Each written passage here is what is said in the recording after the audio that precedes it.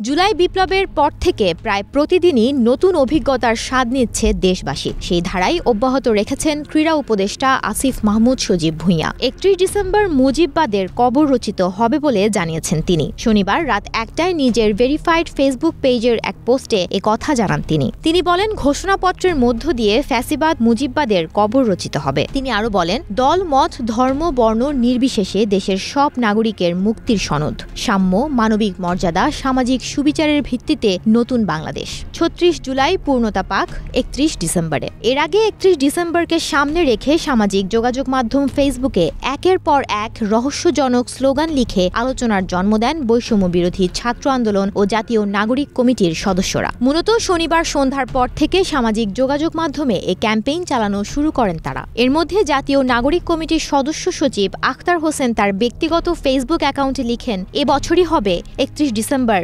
ইনশাল্লাহ। ওদিকে বৈষম্য বিরোধী ছাত্র আন্দোলনের আহ্বায়ক হাসনাত আবদুল্লাহ লিখেছেন, comrades 31 December now or never. আরেক সমন্বয়ক রিফাত রশিদ তার ফেসবুক পোস্টে লিখেছেন, all eyes on 31 December 2024 now or never. তবে জাতীয় নাগরিক কমিটির মুখপাত্র সামান্তা শারমিন গণমাধ্যমকে বলেন, আগামী ৩১ ডিসেম্বর বিকেল ৩টায় কেন্দ্রীয় শহীদ মিনারে জুলাই প্রোক্লেমেশন হবে, সেখানেই ঘোষণা দেওয়া হবে। ধারণা করা হচ্ছে ওই দিন নতুন কোনো রাজনৈতিক দলের আত্মপ্রকাশ ঘটবে কিনা। যদিও এমন প্রশ্নের জবাবে সামান্তা শারমিন বলেন, এটা শুধুমাত্রই জুলাই প্রোক্লেমেশন, এর বেশি কিছুই বলতে চাননি তিনি।